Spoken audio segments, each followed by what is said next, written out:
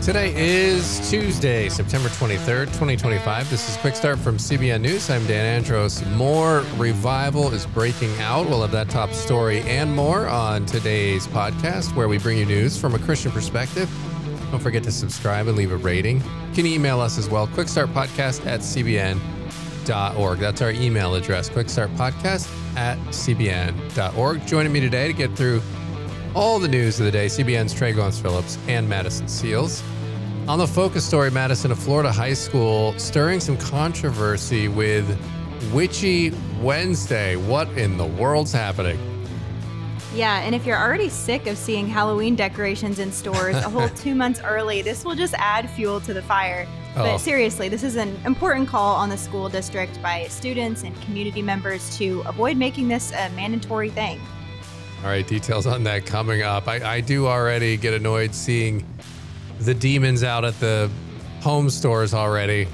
I mean, we've already got enough demons online. I don't need to see them at my home store too. It's just, they're everywhere, demons everywhere. But yeah, we'll get to the details there in just a minute. Also on the main thing, the Charlie Kirk Memorial was unlike anything we've seen. Billy was there and he joins us to discuss what he witnessed there. So we will make sure to check that out on the main thing. All right, make sure you're subscribed to all of our CBN News podcasts. We put the links in the description of this podcast episode. We do that each and every day to make it easy for you. Make sure you're subscribed and following all those. Also, follow us on our new Substack, faithwire.substack.com. We are praying through the news of the day there. Make sure you check that out and join that community of believers who are praying through the news of the day. And with that, we are going to head to the news in 90 seconds. And Charlie Kirk's mission is marching on just one day after thousands gathered in Arizona to honor his life. Turning Point USA announced a nationwide campus tour to continue his work. Erica Kirk, his widow, said the fall tour would carry on Charlie's mission of influencing the next generation. The speaker lineup includes Megyn Kelly, Glenn Beck, Michael Knowles, Senator Mike Lee, Frank Turk, Erica Kirk, Glenn Youngkin, governor, and Rob Schneider, and more.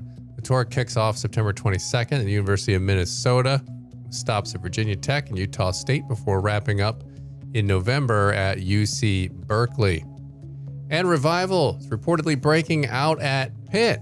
Nearly 600 students packed the field there at Pittsburgh for the first ever Pitt for Jesus event, where athletes and ministries teamed up to share the gospel. By the end of the night, more than 65 students gave their lives to Christ. 80 were baptized, and many testified to the freedom from addictions and life-changing encounters with God. The movement, led by Pitt football player Jake Overman and fellow athletes, is part of Pitt Purpose, a student-led ministry holding weekly Bible studies and prayer gatherings. Those are just some of today's top headlines. You can check out more stories over at cbnnews.com. And guys, we've seen this even before the outpouring after Charlie Kirk's death. We've seen a lot of young people turning towards God. We've seen it at Ohio State, other universities as well. A couple of years ago with Asbury, we saw that unfolding, and then that kind of cascaded into other universities. So just an interesting time we're in right now, where the powers that be, the cultural influencers, so to speak, really are trying to make you believe that faith is dead, but then we keep seeing all of this other evidence. I think one thing that's different this time that's been really encouraging to see is the number of people who are admitting that they used to be entirely opposed to God or atheist or kind of ran completely from faith. And they're being open about that and saying that because of what's been going on the last week and a half, these last 2 weeks, maybe there's actually something to this, and I'm interested in this. I just want to read a portion of one post that actually Megan Basham over at the Daily Wire, she shared on her social media. She said, she's sharing something another person she posted. It said, I went to a church service for the first time last weekend, along with 2 vigils for Charlie Kirk. I was raised secular and I'm an atheist. But when he was killed, I felt a strong desire to be around people like I have never been before. She went on to say, in church, seeing people so happy being connected to each other and to their God, it became apparent that this is likely a big reason conservatives tend to be happier and have better mental health than liberals.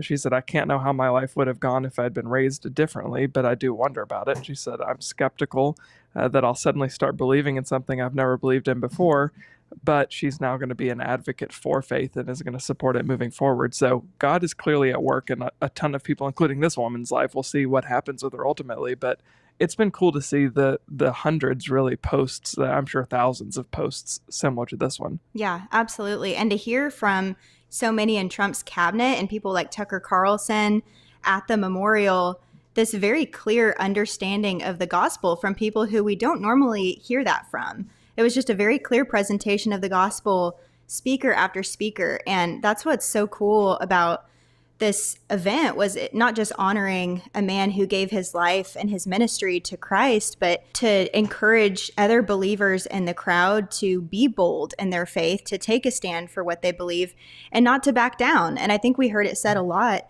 during the memorial that when you kill a martyr, you don't kill the movement. And that was just so evident and so true in all the speakers and other revivals that we're seeing, like you just mentioned.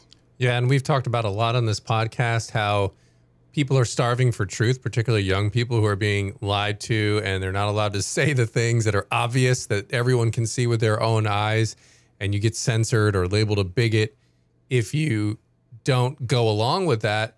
And now we're seeing this turn, the pendulum swinging on that, and I think it makes a lot of logical sense that people keep yearning for this, and they're seeing a pretty distinct juxtaposition, guys, between one movement that is very much festering in bitterness, anger, vengeance, blame game, all of that stuff, and your life is terrible and all these bad things are happening to you. And then this happens, and even though there, of course, is grief, you see a lot of people with hope in the midst of that. And I have to imagine there are so many people who are looking at that saying, man, I'm tired of this. I am tired of just being mad at everything all the time. I mean, look at these people.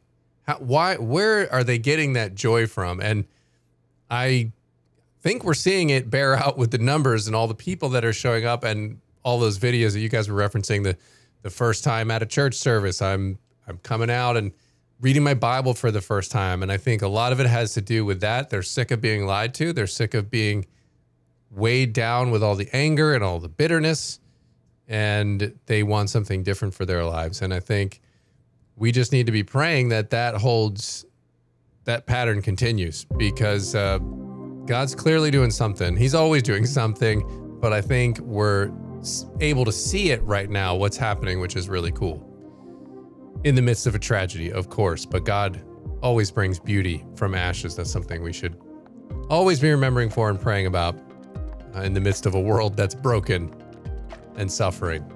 All right, we're going to go to the focus story now. And speaking of broken and suffering, I mean, this story we talked about at the top, Madison, parents and legal groups sounding the alarm, and students at a Florida high school are producing weekly announcements called Witchy Wednesday, teaching about spells and moon phases. And I mean, this is just a little bit extra here. So what happens during the school's so-called Witchy Wednesday?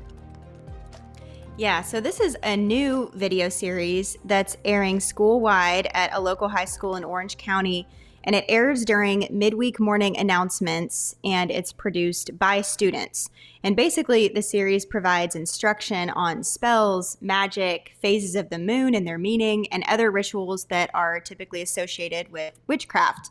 So on September 10th, the first episode of Witchy Wednesday aired with no set end date, which, aside from the fact that it's almost an entire month before Halloween, over a month before Halloween, is an odd routine to add to the weekly school schedule any time of year, in my opinion.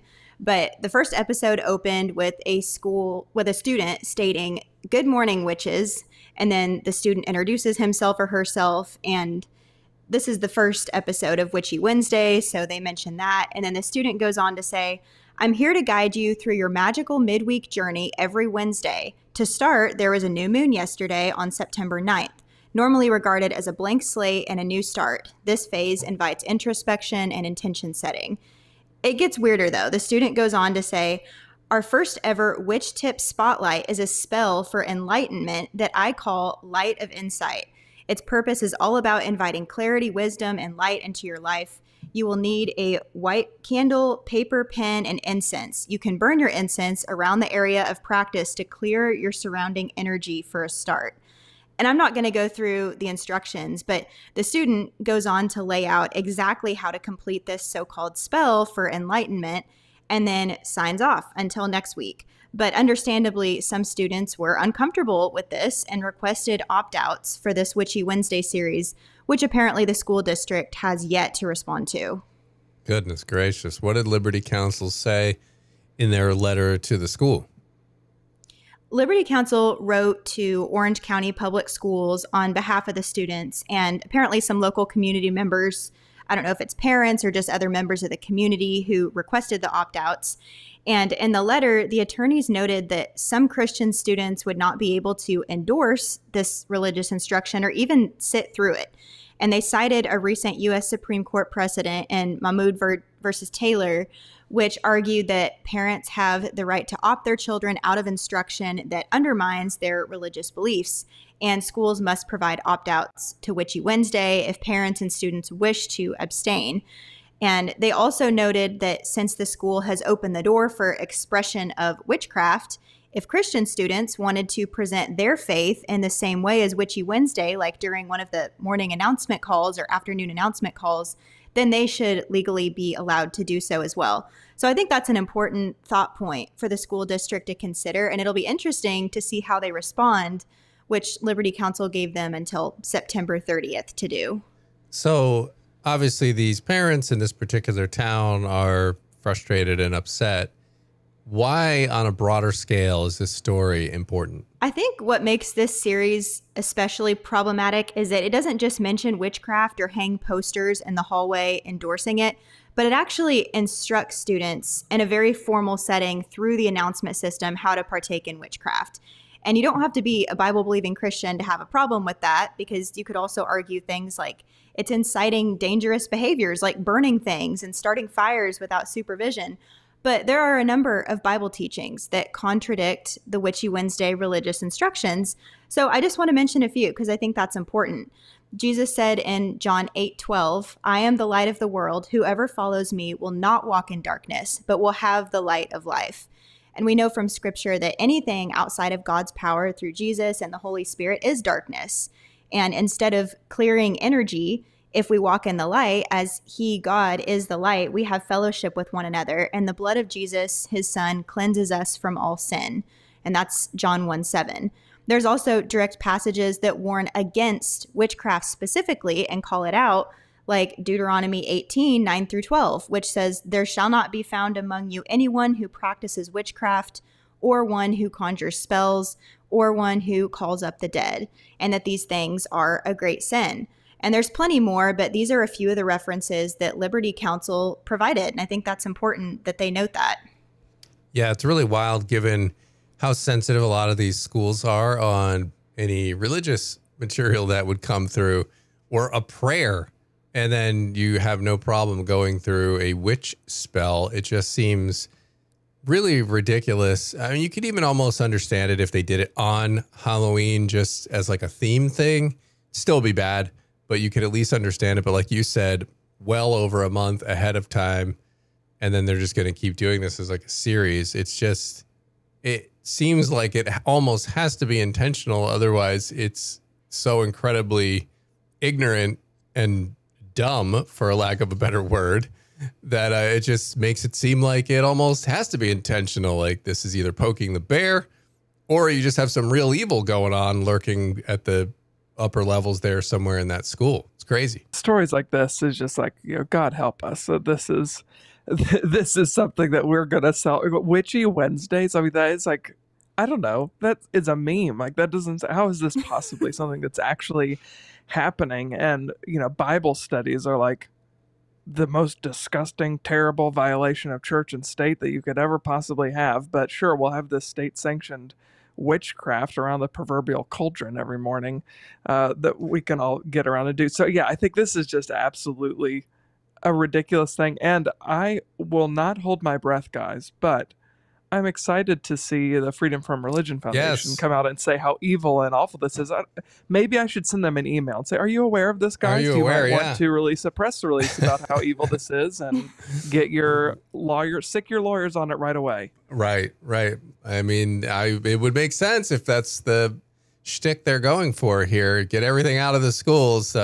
You would think they would pop up on this one. Madison, final thoughts? Yeah, I think that's a really important point to make, because what is this? What is witchcraft if it's not a religion that people are subscribing to? And there was no message to students or parents that this was coming. It was just kind of introduced to students on a random Wednesday, which really threw people off and makes you wonder if they were trying to keep it under the radar for some reason. But it would be interesting to trace it back from the student who presented it to who actually endorsed this or came up with the idea in the first place, and their reasoning why. So hopefully we'll find more of that out here soon.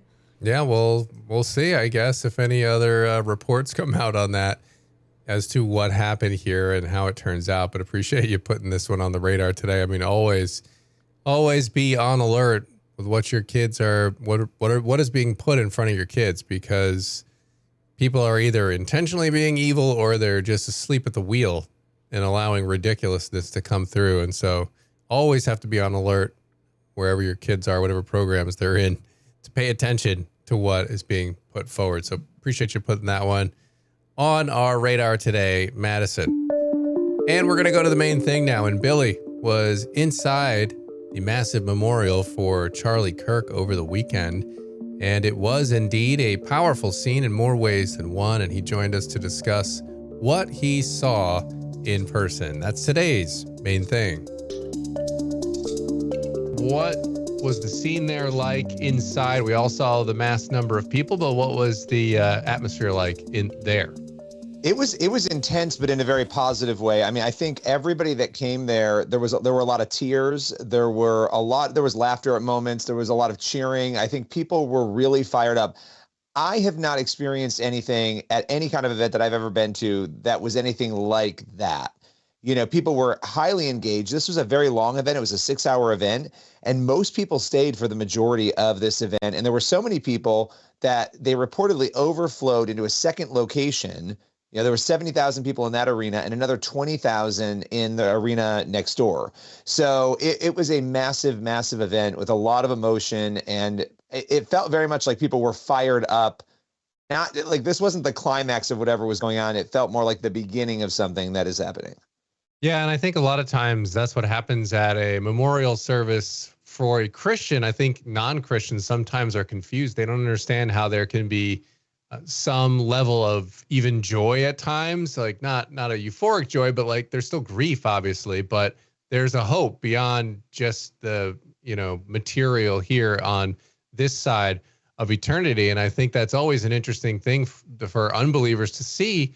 And I think it makes them ask questions. But I think, Billy, one of the more powerful moments that we saw, and I want to get your reaction to this, is Erica Kirk when she talked about and had a message for her husband's killer. Take a look. He wanted to save young men, just like the one who took his life. That man,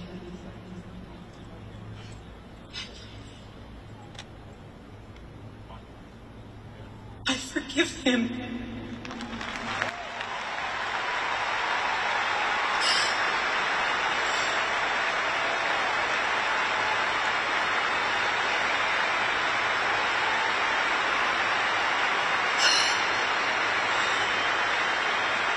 I forgive him because it was what Christ did and is what Charlie would do. The answer to hate is not hate. The answer we know from the gospel is love, and always love. And Billy, I just cannot imagine how difficult that was, and clearly God was with her in that moment. But what was your reaction to that? I think everybody took a deep breath. The room erupted. You know, there were a couple moments with her when she first came out, it was like that. But when she said, I forgive him, and explained the gospel message and why she was able to do it, you could see how, I mean, we were pretty close to the stage. You could see the intensity in her body and how she was reacting even to that forgiveness. And it felt like something lifted from her in that, right? That ability to put to the side everything that happened. I mean, this is what makes the gospel completely different from any other thing in human history, that killer, that alleged shooter, if he turns his life around and accepts Jesus, can go to heaven just like Charlie, right? That is what the gospel tells us, if he turns his life around. And she's offering that forgiveness to not be controlled by the anger and the hatred that comes with what he, reportedly did to her family. So there's so much there, but the entire room, I mean, picture 70,000 people almost gasping and then clapping and cheering for that. It was pretty powerful. Now, why do you think, Billy, in your estimation here, this obviously was Charlie Kirk is a big figure, well-known figure, but this turnout and the luminaries that were there, the president of the United States, the vice president of the United States, why did this death, what do you think the catalyst is here, the main catalyst or multiple catalysts is for so many people turning out? Yeah, you've got Elon Musk. I mean, you had everybody there. I mean, really, literally almost everybody you could think of. I really think that we've been watching a couple of years now of these quote unquote revivals, these moments of young people coming to faith. Something has broken through where this assault on truth when it comes to secularism has become more apparent. And in the midst of that, I think this event was so horrific. There are people who feel traumatized who didn't even know Charlie, right? Who saw this video, who watched what happened. And I think for most rational, sane people, they are horrified to the point of asking questions about life, asking questions about death, asking questions that maybe they've never thought of deeply before because they're forced to ask them. And you mix that with a person, whether you loved him or you knew a lot about him, most people kind of knew who he was. They saw him in viral social clips, right? So it's sort of the perfect storm when somebody like that is assassinated for the entire country to start asking these questions. And so I think God is taking something that is so horrific and evil and turning it into good. And we're watching people. There was a moment actually at the beginning where a pastor delivered the gospel and actually told people, if you want to accept this, stand up in your seat right now. And I don't know it was impossible to count who was standing up, but there were also 100 million people watching that. Probably the biggest simulcast potentially of the gospel in history in one day. So there's so much there. I think people are reacting because of those factors, and we're going to continue to see a reaction, I think. Yeah, absolutely. And, there's critics who were political opponents of Charlie Kirk's who it seems like they don't know what to do with themselves today. And with this outpouring of people, a lot of young people there, like you said, for various reasons. And, you see these critics and I think, it just rings hollow. I don't think it's going to capture any of the hearts and minds of the people that are shocked and horrified, like you said, by this event. But we'll stay tuned to your reporting, Billy. I know there's a lot more to cover on this, and we will do that in the days ahead, but appreciate you stopping by. Thank you. All right, that's going to leave us with time on the podcast today for one last thing. So we're looking at 2 Corinthians 10:3-5 today. It says, "For though we walk in the flesh, we are not waging war according to the flesh. For the weapons of our warfare are not of the flesh, but of divine power to destroy strongholds. We destroy arguments and every lofty opinion raised against the knowledge of God, and take every thought captive to obey Christ." This is such an encouraging reminder in a time when we are reminded how weak our flesh is and how quickly it can fail us or our life can be taken away from us. And yet we know that we have the power of Christ living in us as Christians. Amen. Great thought to leave it on. Great verse to leave it on. This edition of the Quick Start Podcast. As always, make sure you're getting on over to cbnnews.com and faithwire.com for more news from a Christian perspective. Lord willing, that creek don't rise up on us. We'll be back here tomorrow with more. God bless. See you then.